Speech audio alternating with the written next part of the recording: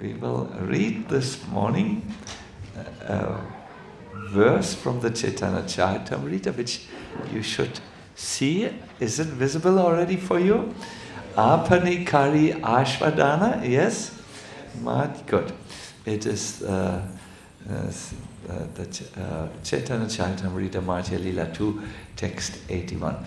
I wonder, I think because it is such nice spring, we should somehow get the spring air.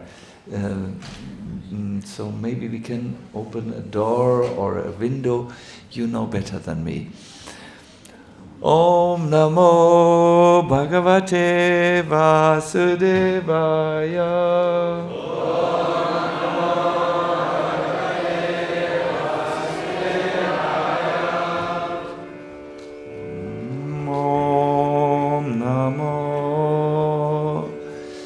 Bhagavate Vasudevaya.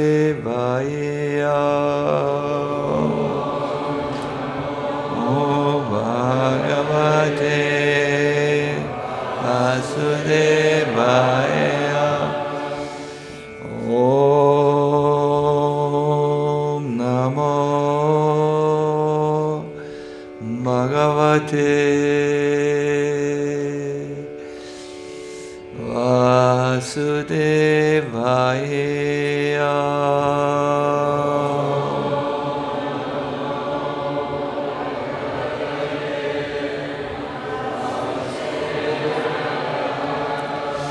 Jaya Jaya Sri Chaitanya Nityanando Sahodito Godadaye Pushpavanto Pavanto Shito Shando Tamo Nudo. And all of us together.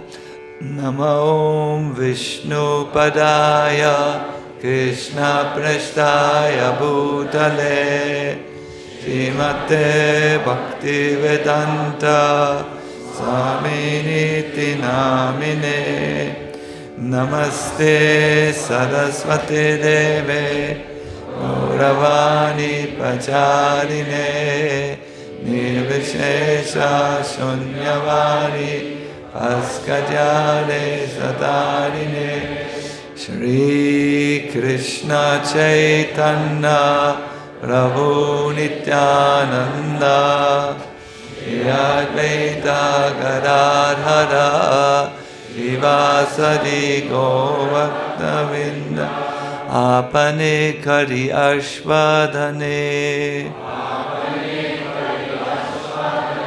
Shikaila Bhaktagane Prema Chinta Manira Prabhudani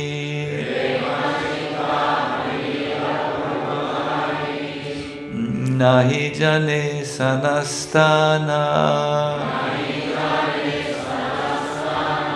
Jare Tare Kailadana Mahaprabhu Data Chiromani Apane Kari Ashvadane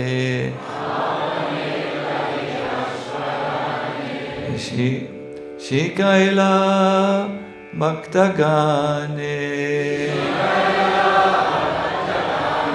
Prema Chintamanira Prabhudani Chintamanira Prabhudani Nahi Jane Sanastana Nahi Jane Janastana Jare Tar Kailadana Mahaprabhu Data Shiromani Mahaprabhu Data Shiromani Apane Kari Ashvadane Kari Ashwadane Shikaila Bhaktagane Prema Chinta Manira Prabhudani Machinta Manaya Prabhudani Nohi Jane Sanastana Stana Stana Nahi Jane Stana Stana Jare Tara Kailadana Radhare Kailadana Mahaprabhu Data Shiromani Mahaprabhu Data Shiromani. With your permission, I will go right into the text for time reasons. This text, amongst many others, explains really the essence of Chaitanya Mahaprabhu's avatar in relationship to all. I always like to see on festival days in particular how we can relate today to Chaitanya Mahaprabhu. Here the verse is for you. By personally tasting the mellows of love of Godhead, Chaitanya Mahaprabhu taught his direct disciples the process. See, Chaitanya Mahaprabhu is a wealthy capitalist, possessing the touchstone of love of God, not considering whether one is a proper or improper recipient. He gives his treasure to anyone and everyone. Thus he is the most munificent. So there is something, the verse says there's something in Mahaprabhu's possession which means he makes him a super excellent proprietor. Prabhupada uses the word a capitalist who has capital. He has personally tasted this treasure which is in his possession, and anyone who comes in contact with him, whether qualified or not, is receiving from him this treasure. Thus he is most munificent. So, there's a brief purport. See, Chaitanya Mahaprabhu's capital is the touchstone of love of Godhead, and consequently he is a great owner of that transcendental treasure. After making unlimited amounts of gold, the touchstone still remains the same. Similarly, Sri Chaitanya Mahaprabhu, although distributing love of Godhead unlimitedly, still remained the supreme owner of this transcendental opulence. His devotees who learned it from him also had to distribute it munificently all over the world. This Krishna consciousness movement, following in the footsteps of Sri Chaitanya Mahaprabhu and his confidential devotees, is also trying to distribute love of Godhead all over the world through the chanting of the holy names of the Lord. Now there's something you know. Hare Krishna, Krishna Krishna, Hare Hare, Hare Rama, Rama Rama, Hare Hare. Jai Srila Prabhupada, Jai Sri Chaitanya Mahaprabhu. My dear devotees, there's a verse in the Bhagavatam which I would like to speak before I start. The verse talks about the difficult undertaking which we are going to dare to venture into. I shall try to describe to you the transcendental pastimes of the Lord as far as my knowledge is concerned. But please know that they are unlimited. As the birds fly in the sky, as far as their capacity allows, so do the devotees describe the Lord as far as their realization allows. Chaitanya Mahaprabhu is a very, very deep subject, and I would like to bring him into your awareness through the eyes of someone who actually saw him, felt him, was gifted by him with something which is so rare that even Brahma and Shiva hanker for it, but may not always get it. It's that special ecstatic love of Krishna which transforms you from an ordinary human being into an ecstatic human being. Hare Krishna. Let us look at Mahaprabhu through the eyes of Rupa Goswami. Rupa Goswami had left his home in order to become a renounced ascetic monk. He was in the company of his younger brother Vallabha, and they had spotted Chaitanya Mahaprabhu, and finally they met him in Prayag, a town at the confluence of two holy rivers. So, but they didn't see him at first. What they saw was a huge crowd behaving in very ecstatic ways. There were many hundreds and thousands of persons. They were crying, and they were rolling on the ground. And they were uttering, muttering, stuttering, Krishna, Krishna, Krishna, Krishna again. And when Rupa Goswami, he knew, of course, that these were the people, they were in a kirtan which Mahaprabhu, Chaitanya Mahaprabhu was leading. When his eyes searched for the person who had brought about this tremendous spiritual event of thousands of people chanting, but not like us, they were touched by the touchstone of Mahaprabhu. When he searched for Mahaprabhu in the crowd, he saw a tall figure. Today and in ancient times, people have a certain physical size, but Mahaprabhu was 2'10". 2'10", and when he was raising his arms, they were extremely long. They reached to his knees.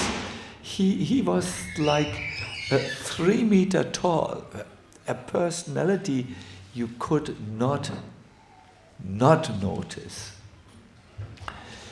Every limb of his beautifully shaped body was trembling in ecstasy. Not just the hands, but the arms, the entire body was dancing, and from his eyes there was a flow of tears, not a trickling of tears,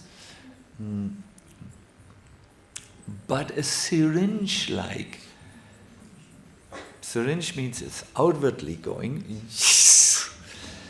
It is described, people who were next to Mahaprabhu were often drenched in his tears, because the tears were shooting out of his eyes. Some of them ran down his body and drew beautiful lines into his face and the rest of the body. But some of them also came upon those who were in his kirtan. And he was loudly calling in a voice that was overpowering all the other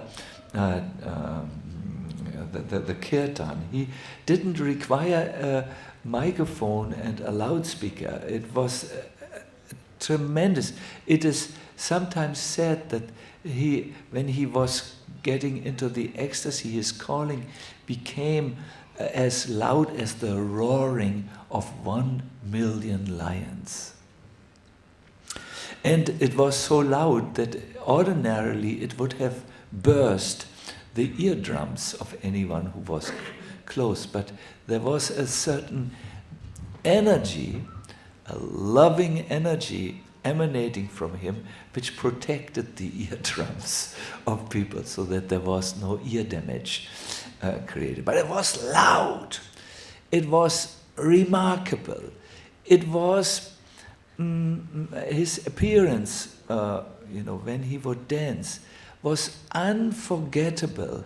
But more important maybe for us, it acted like a touchstone. Prabhupada describes that the touchstone can produce unlimited amounts of gold, but it remains the same. It can create and create and create. So in this way, Mahaprabhu's presence was absolutely, how would you say this?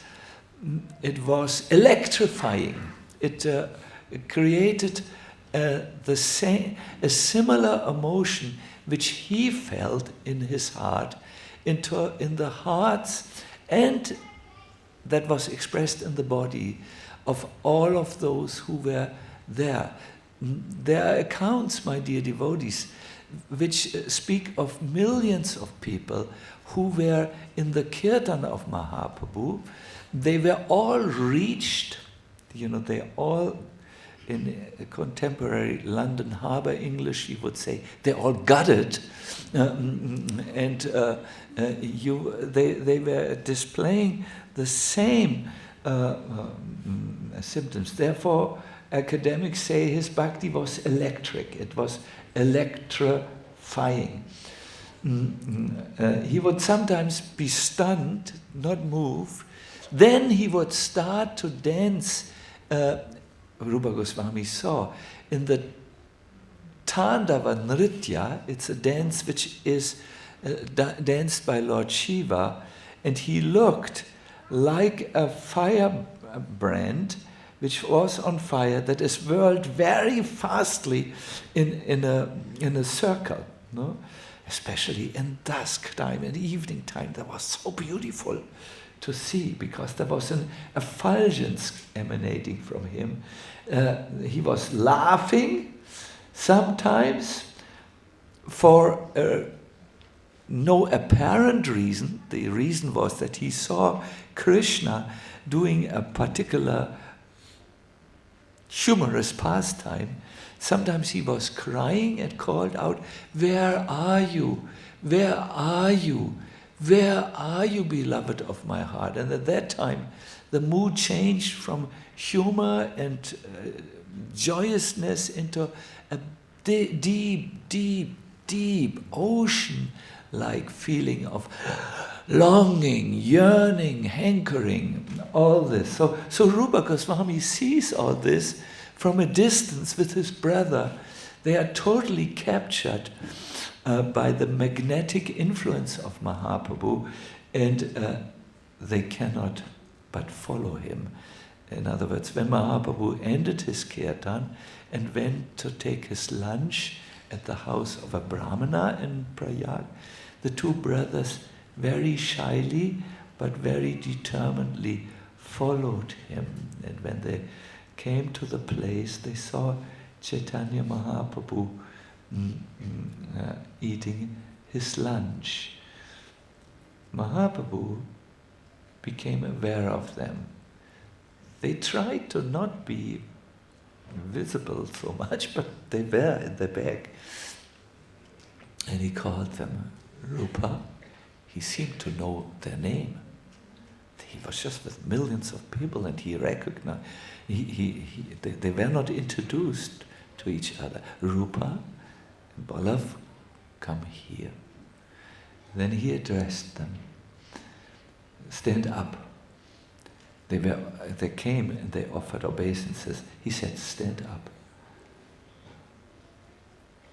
It is not possible to describe Krishna's mercy, because he has delivered you from a situation that is usually unescapable.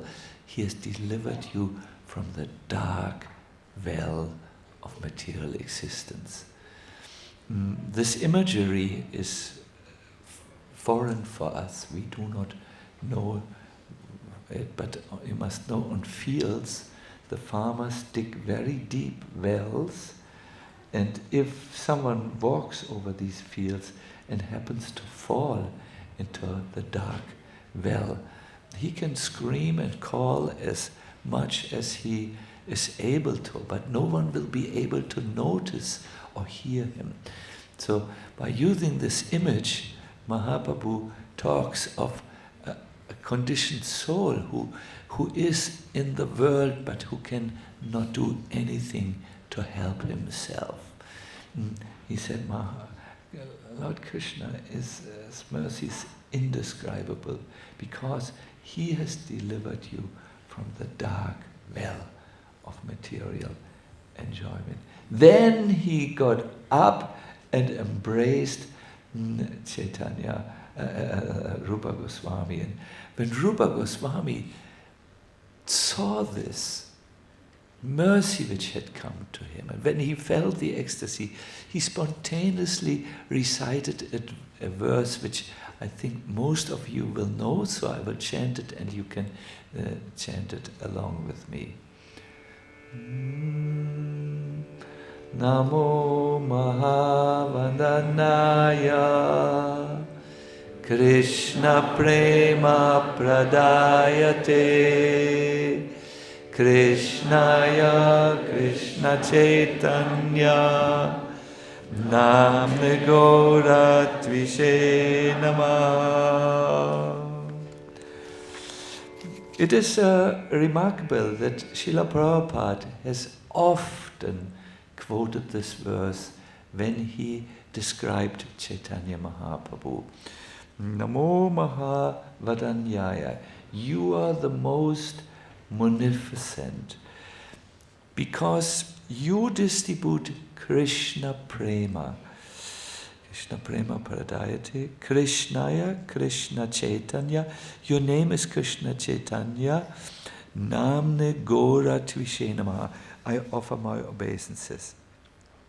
I want to read to you from this very, very nice book, I'll Build You a Temple by Giriraj Maharaj.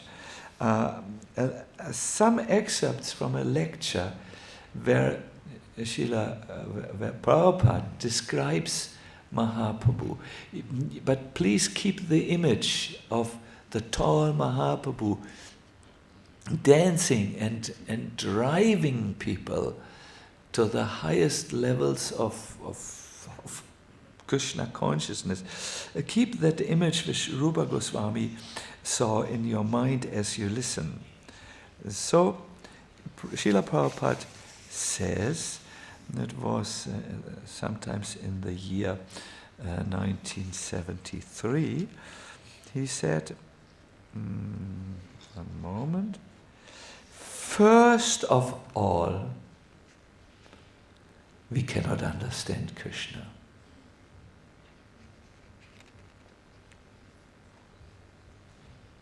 Wow, we cannot understand Krishna? Then what are we doing here? Prabhupada continues. Then where's the question of love for Krishna? If you do not understand somebody, how can you love him? Love is far, far away. But Chaitanya Mahaprabhu is so kind. Sometimes Prabhupada would cry when he would just remember the kindness. Chaitanya Mahaprabhu is so kind that he is distributing Krishna Prema. Take! Anyone! Come on! Come on, come on. Krishna Prema Pradayate. Chaitanya Mahaprabhu is very practical. I want to give Krishna Prema. One should be ecstatic and emotional in Krishna Prema. My dear devotees, if you are ecstatic, and this is an emotion, by the way, in case you are afraid of emotions, if one should be ecstatic, emotional in Krishna Prema, Maya cannot actually touch you. Prabhupada goes on to say, one should cry for Krishna. And he taught everyone, by his practical example, how he was mad after Krishna. Prabhupada continues, and I will just jump over a few passages to come to a point which I think is so relevant for us. So we should be awakened. Apparently we are sleeping in Prabhupada's views. So we should be awakened. Awaken our consciousness, our Krishna consciousness, in such a way that we feel separated from Krishna, and in this way, then we become mad after him. This is Krishna Prema, and that Prema was distributed by Chaitanya Mahaprabhu. And, listen to this, and he is still distributing. Prabhupada made this point, which I feel is distinguishing ordinary Hinduism from a real Krishna consciousness. He makes the point that Mahaprabhu is not just a person of the past. He is now here. In another lecture, it was right in the beginning when he came to New York in '66. He said, the process which Mahaprabhu distributes is the Lord chants and he dances himself and people follow similarly. Just like this painting, the picture. The Lord is dancing and everyone is following. And that following can be continued even up to date. God is always there.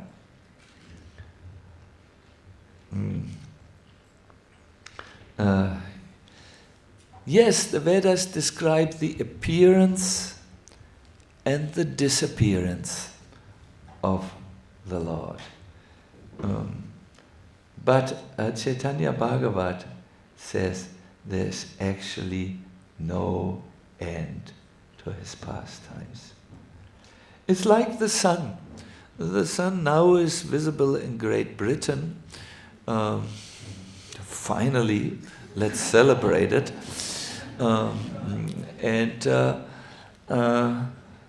But even if we don't see the sun, like in the evening, the sun is always there, and you could, in theory, travel to where the sun is going next. I don't know where the sun is going next, to what countries. In the West. The point is, I don't know where Great Britain is, so I can't tell you on the landscape, on the land map. I mean, I'm now in Small Britain actually, Great Britain refers to all the colonies which are now gone.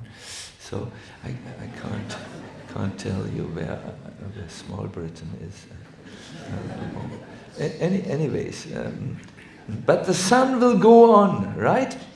Rupa Goswami, he said this, Chet Adyapi Didiksheran, and so on. He says, even now means at this moment, even now, if Krishna's beloved devotees develop sufficient eagerness, the ocean of mercy reveals his various pastimes to them. The acharyas give the example. Fire is there in wood, and if there is an appropriate cause, it is another fire which you bring, it comes out.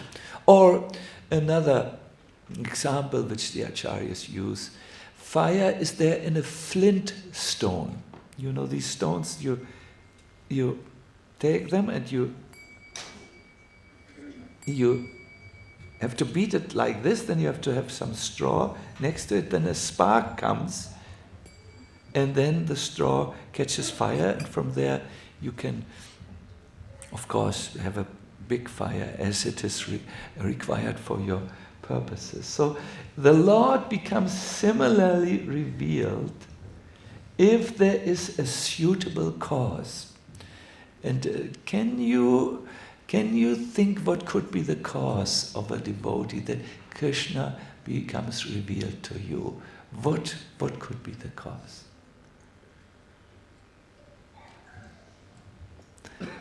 It was in the text.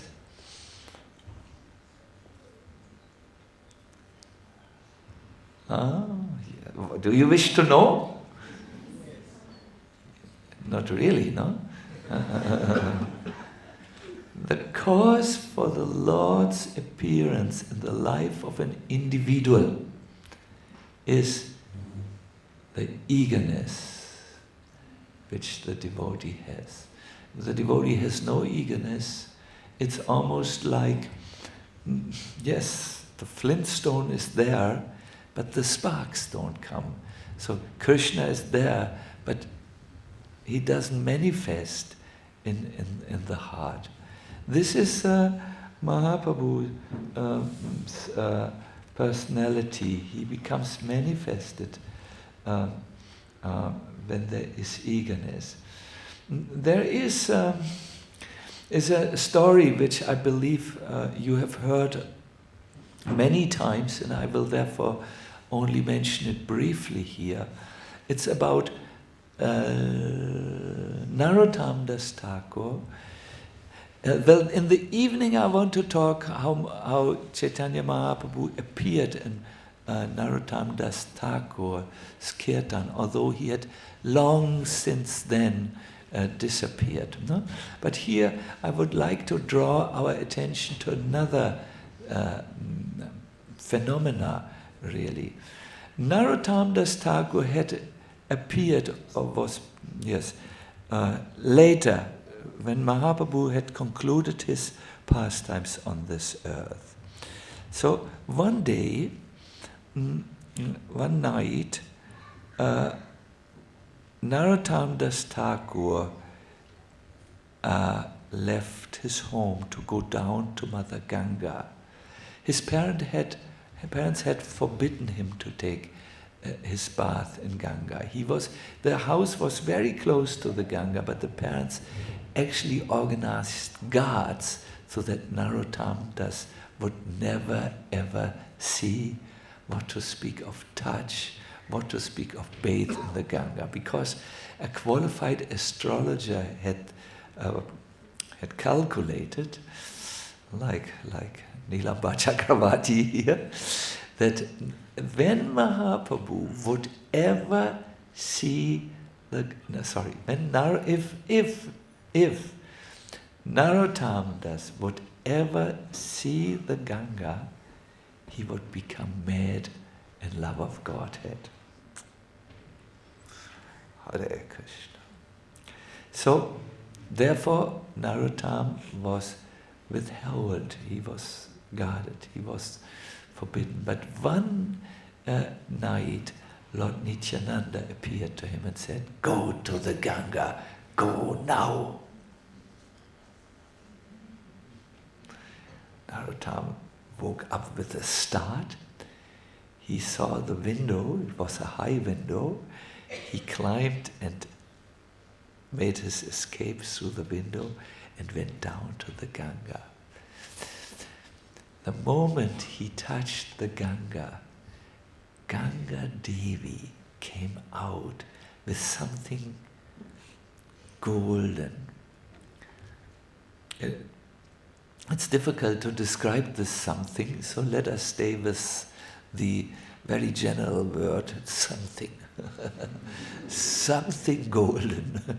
And Ganga Mai gave that treasure to Narottam. And the moment Narottam received it, he changed. His bodily complexion became golden. And he felt a deep emotion of love, which he had never felt before, descending in his heart and spreading everywhere. This was the gift which Mahaprabhu had given. One of the last things which Mahaprabhu did in Navadvip is he went with Nityananda to the Ganga, much earlier. We have to go back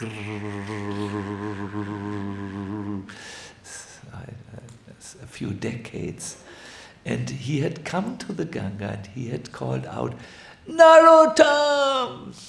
Narottam! And Nityananda said, who's that? He is my dear devotee, and I will deposit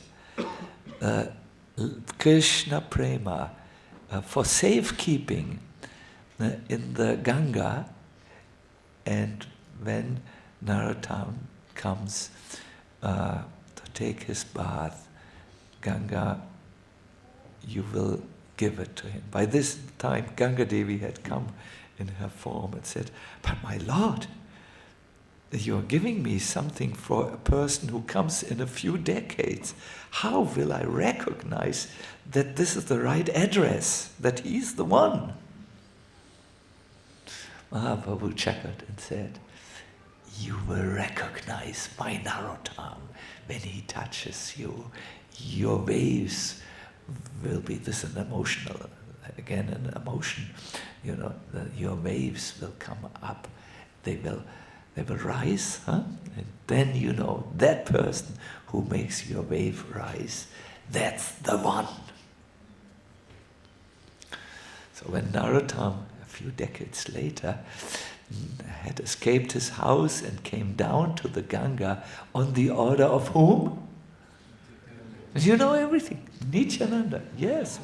When he came on, then he touched the Ganga. The waves came and Ganga Mai came out of her resting position. Wow, that's the one. And she took that gift which Mahaprabhu had deposited and gave it to Narottam. This happened in the river Padma. It's a side arm of the Ganga. So my question to you today is, could this happen to any one of us? Remember, Chaitanya Mahaprabhu is still there. Adyapi, this word means even today. Or let me ask another question. What could be your river Padma, where the Lord has deposited the gift of love to God for all of us? It can't be the Thames. Do we say the Thames? Or other rivers of small Britain? It can't be. They are polluted, they are not spiritual. What could be your Padma river where your gift of Mahaprabhu is deposited for you? You know, when a speaker knows the answer, he feels very good of himself. So I will not torture you with various attempts because it's already here in my dear devotees. There is a river of Krishna consciousness that is the holy name. Mahaprabhu would give everyone Krishna Prema by inducing them to chant the holy name. That's how the gift was given then, and that is how the gift is given adyapi, or today in modern times. The chanting of the holy name. However, my dear devotees, you need to know the padati, the process of how to chant. If you continue to chant it in one way, you will continue to get the same result which you already give and get. And maybe not all of us have already gotten our treasure of love of Godhead. Most of us, including myself, are yearning for that or looking for that still. So the chanting which we do may not be done in the proper way, and that's why the prophecy is not yet working for all of us. Mahaprabhu's way of chanting was very specific. It had not much to do with melodic and rhythmic expertise, his chanting. Yes, it was melodic and rhythmic. We will hear about this evening, and we will try to just go right into a kirtan of Mahaprabhu, let us say a description of a kirtan of Mahaprabhu from an eyewitness. But his chanting had an element which you could call in Sanskrit bhava. Bhava means inner orientation, an inner mindset which will bring about bhava, short, that is a state of being. A mood will bring out a certain state of being. It means a perceived, clearly, unmistakably, irreplaceable experience, So his bhava, the mood in which he chanted and which he shared with his devotees was that of longing. He gave the example of a drowning person who drowns in the ocean and who calls out, "Help!" Has anyone ever been in the situation of drowning in an ocean? You have been. You have been? Oh yeah. Where? I was on the island of Crete in Greece, and I was a child, but I went too far and I realized that now I'm going to drown. Yes, on the romantic island of Crete. Yes. Yes.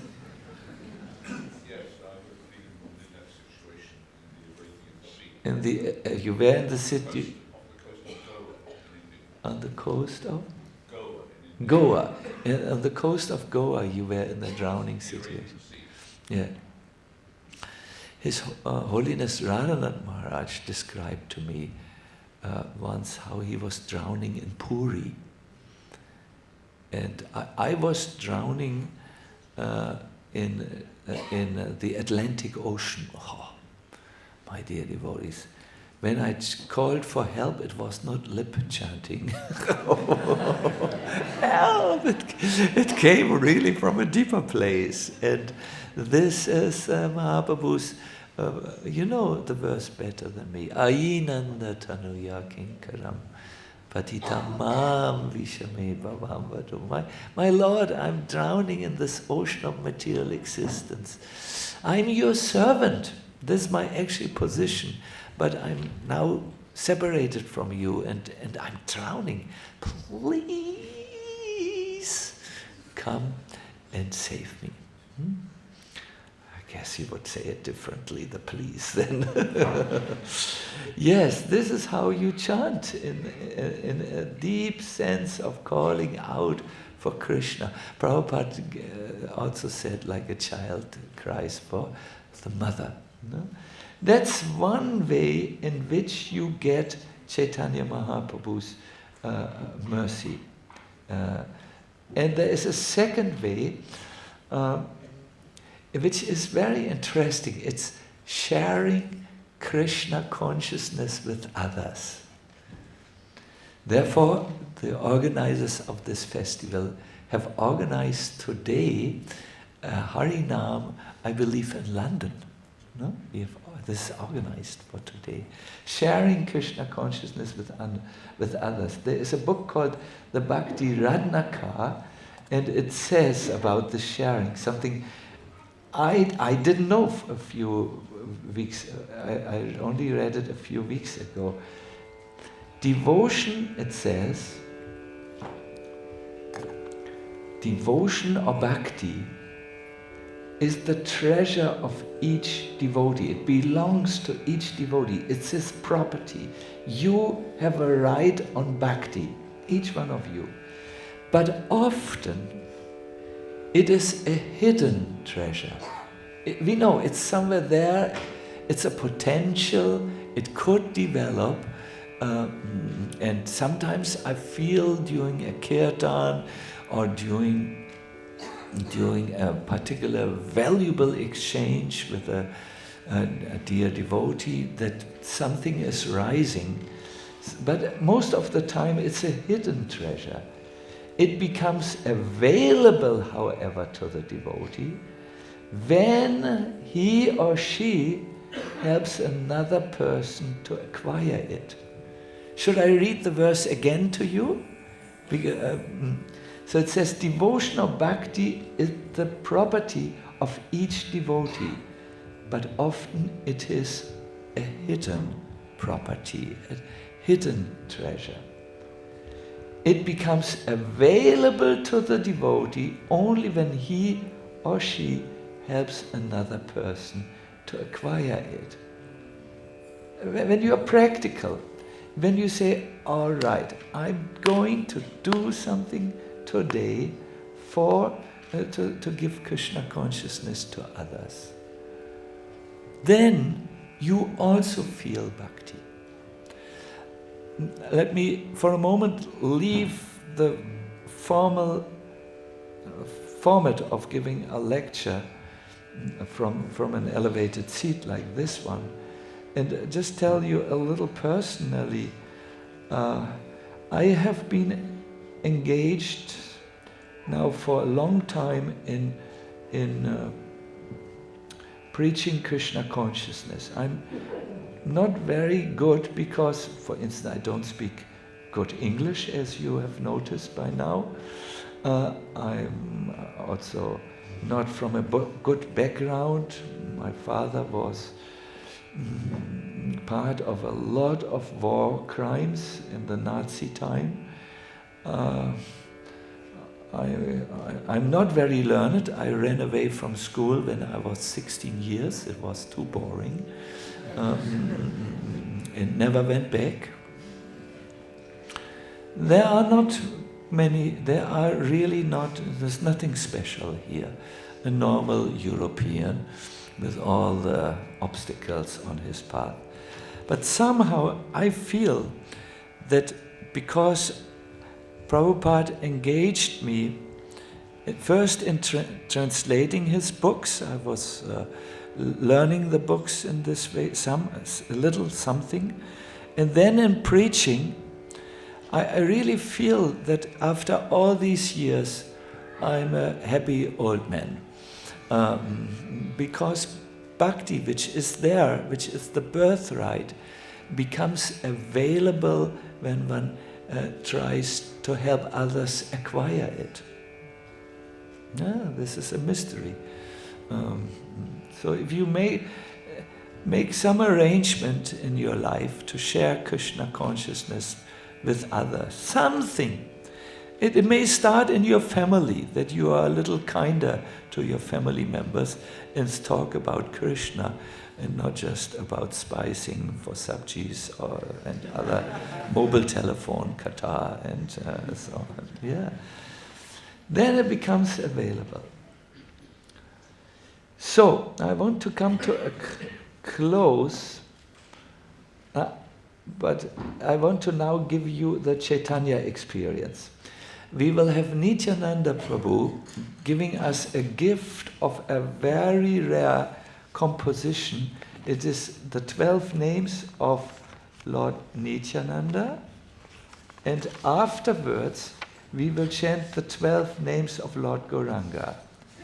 It says, that person who recites these 12 holy names of the Lord will achieve the perfection of all their best desires and will attain pure devotion unto the divine lotus feet of Lord Chaitanya. And I presume that chanting this powerful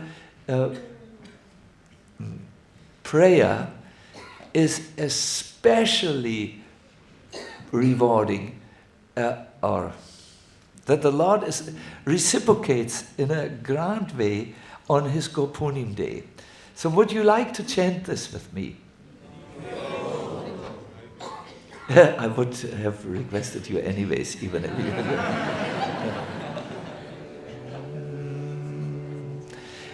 Do we have the Nityananda? Yes. So I will just give you the tune.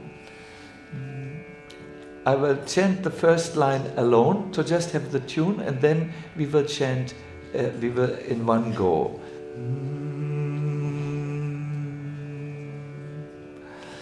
Please sit properly. If you want, you can take a devotional posture, like for instance folding the hands.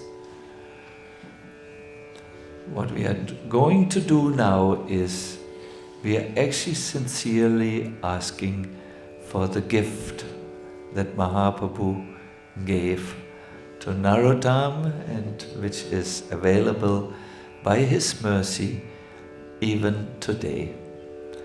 And we will approach Lord Chaitanya through Nityananda, as this is the recommended way. Nityanando vadutendur vasudha pranavallabha. Nityanando vadutendur vasudha pranavallabha. Janavi, everyone, no, we will all together.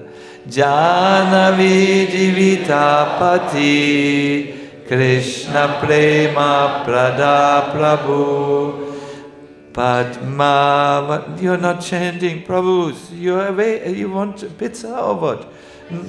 You're waiting. It does not show. Acha, I'm sorry. I'm sorry for my impatient nature. So what is with our man up there? Is he with us? Yes. So we need to do this together. We need to do it in one go. When we are finished with one, then we go to the next. When we are finished with that, we go to the next, and even to the next.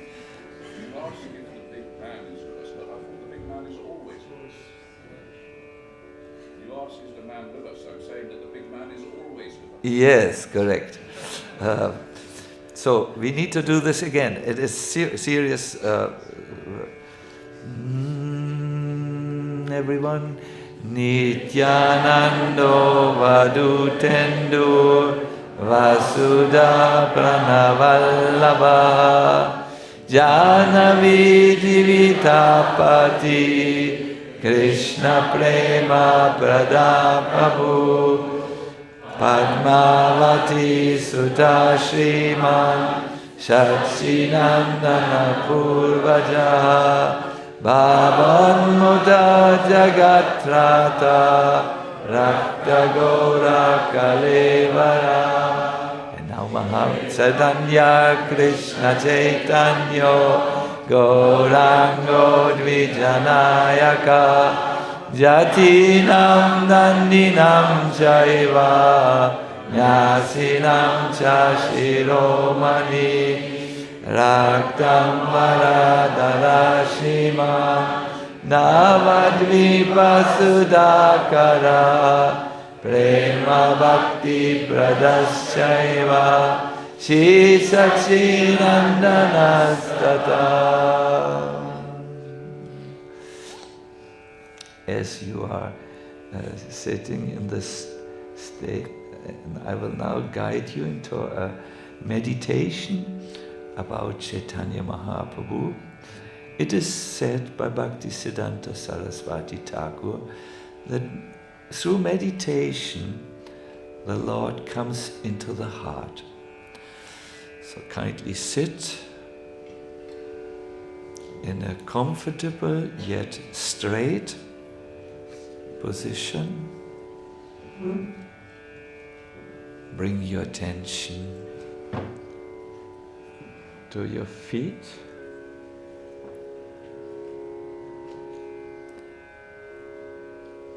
Bring your attention to the legs, up to your sitting bones, and relax the entire lower part of your body.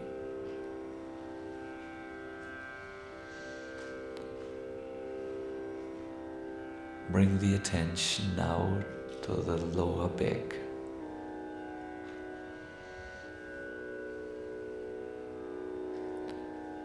To the chest. And relax. The attention goes to the chest and the tummy. And we relax.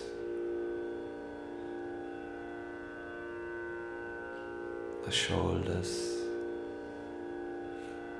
arms, and palms of the hand. Relax.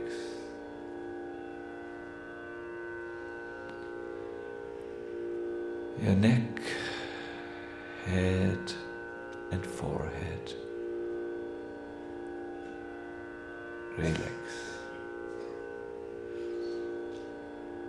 Your face and all the many muscles in the face. Relax. Appreciate how absolutely present you are, and at the same time how absolutely calm and relaxed. Take a few deep breaths. Inhale and exhale completely. Few times.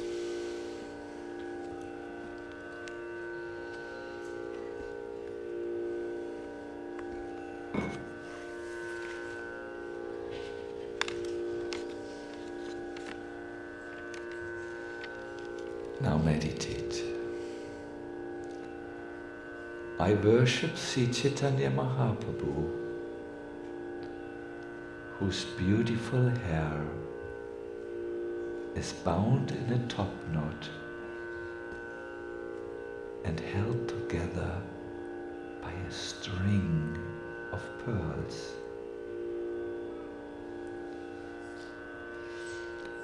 His moon-like face bears the nectar of his gentle smile. His beautiful golden body is adorned with lovely garments and anointed with sandalwood and aguru pulp. He is bedecked with garlands and various glistening ornaments, and he is absorbed in his dance, filled with ecstasy from tasting the sweetness of love for Krishna. He is more brilliant than the God of love, and he is always served by his dear devotees. I worship that Sri Chaitanya Mahaprabhu. I worship him who generously distributes the treasure of love of Godhead.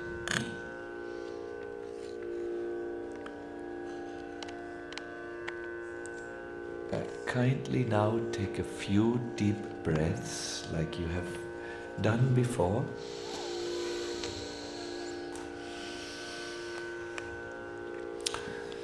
If you have closed your eyes, it's a good time to open your eyes. Maybe to move a little bit the upper body.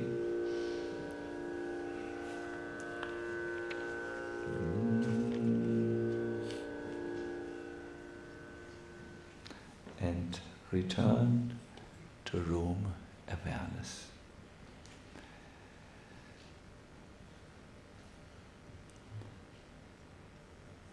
In this verse today, we've heard a wonderful description about Lord Chaitanya by personally tasting the mellows of love of Godhead.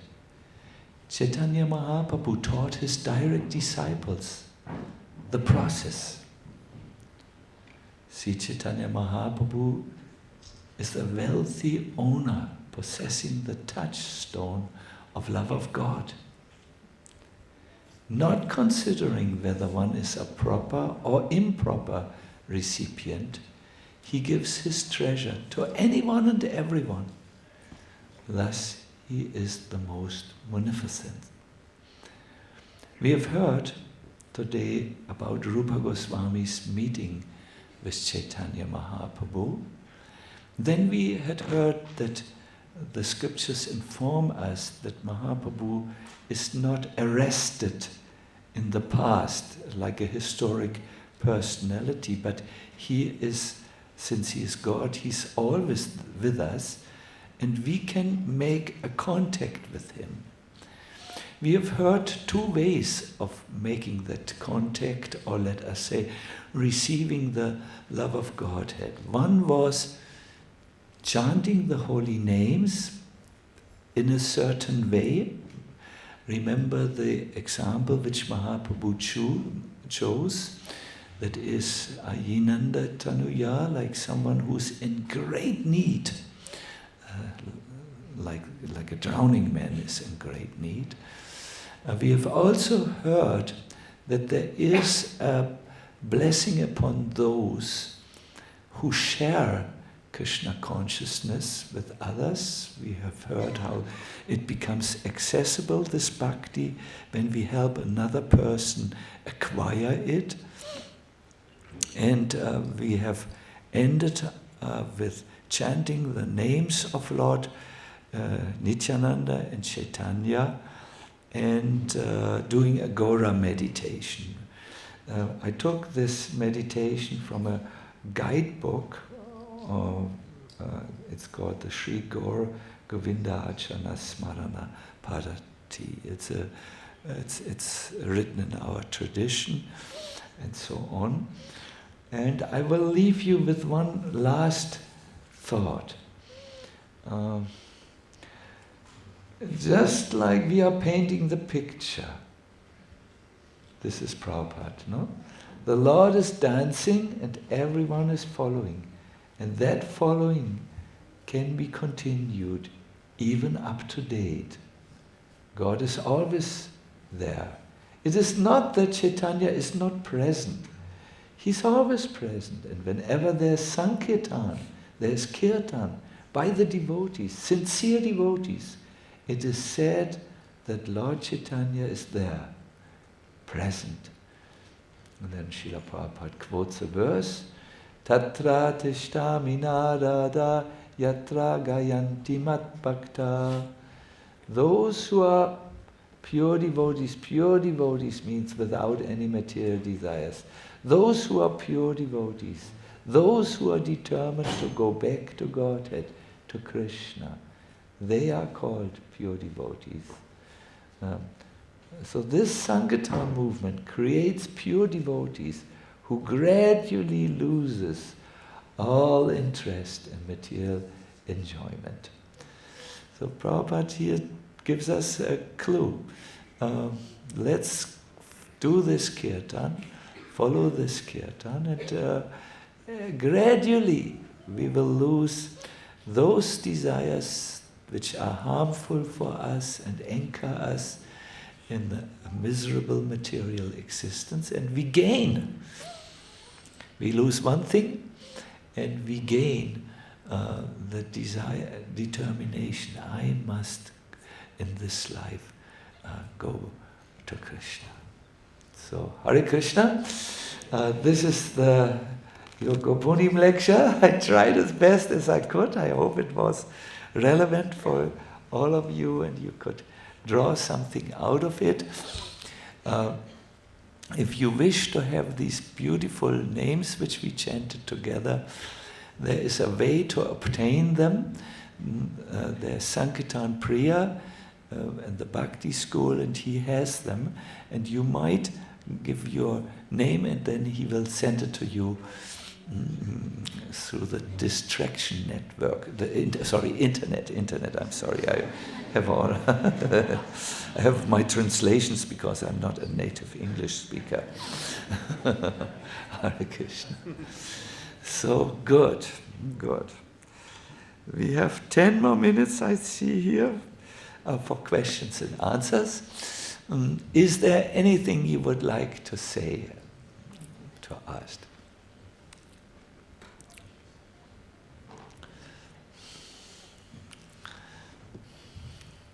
Yes, I see. I believe your good name is Chintamani. Have I remembered correctly? Yes. Mother of Madhya. Yes, I remember. Yes. You will obtain a microphone. It's just now coming.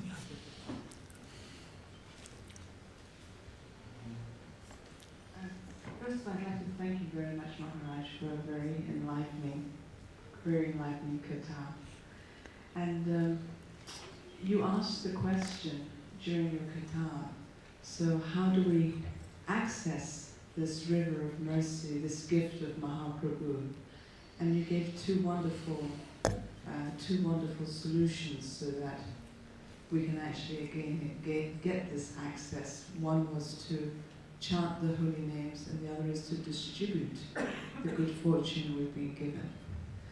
So I just wanted to share, if it's okay, if it's appropriate, one additional Bhagavatam. Yes, just a couple of quotes from the Bhagavatam itself, Canto 2, Chapter 2. Prabhupada says in one purport, he says, when we talk about Sankirtan, hearing and chanting, we don't just mean the holy names, but we also mean hearing and discussing books like Gita and Bhagavatam.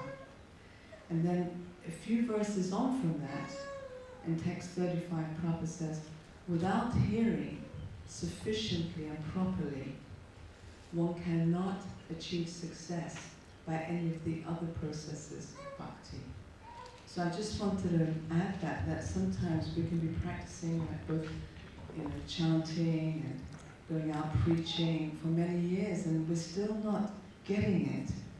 And I just thought I'd just add that maybe we need to increase the sufficiency and the properness of how we hear and discuss Gita and Bhagavatam to complete the connection.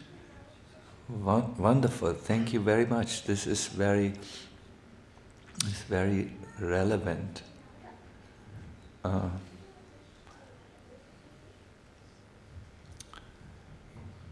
There is one,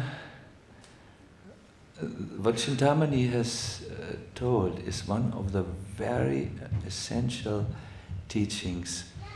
It is said by Srila Bhaktivedanta Saraswati Thakur that Krishna is always together with his Swarup Shakti. So the holy name, Swarup Shakti means Radharani.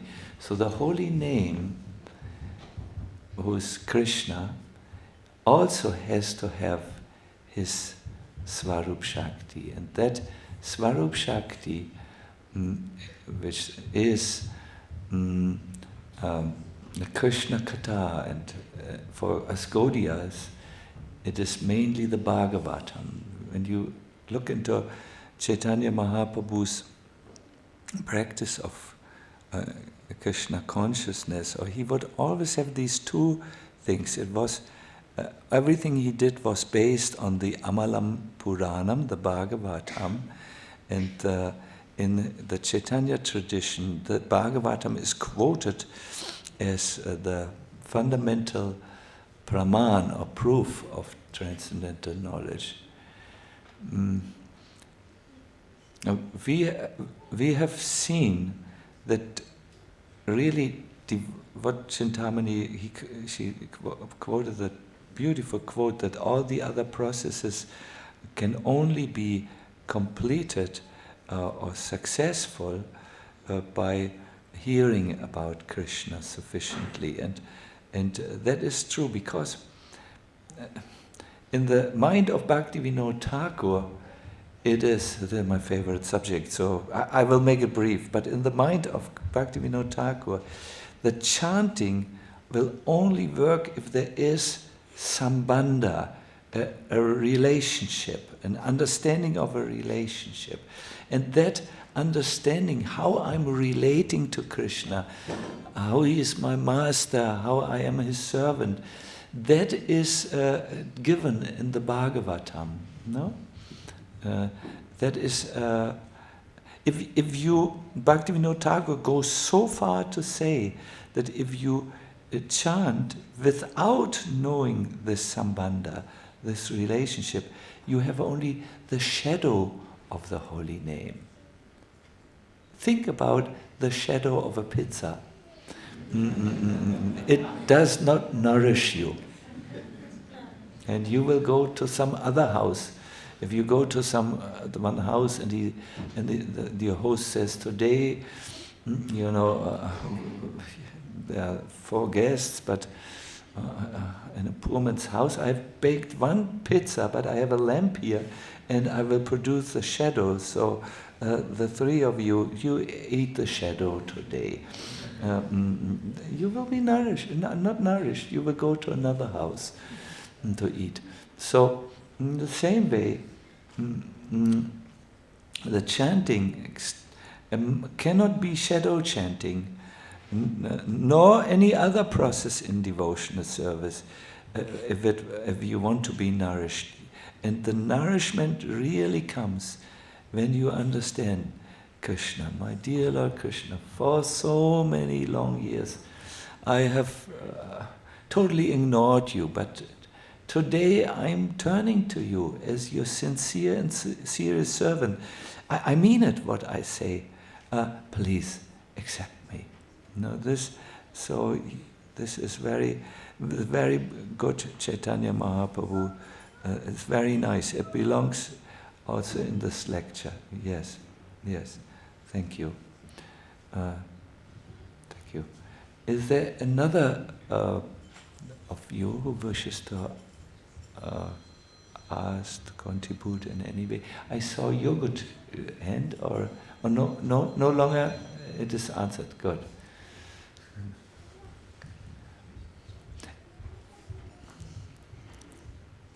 I'm looking at you, and you are looking at me. Hare Krishna. Good. Then I thank you very, very much. It was a genuine honor, really, to try to share this. And if you forget everything of this lecture, which most of you will, I have statistics, I've made research. We are from another country, so we do these things. Please remember one thing: Chaitanya Mahaprabhu is there, and you can make a real contact with him.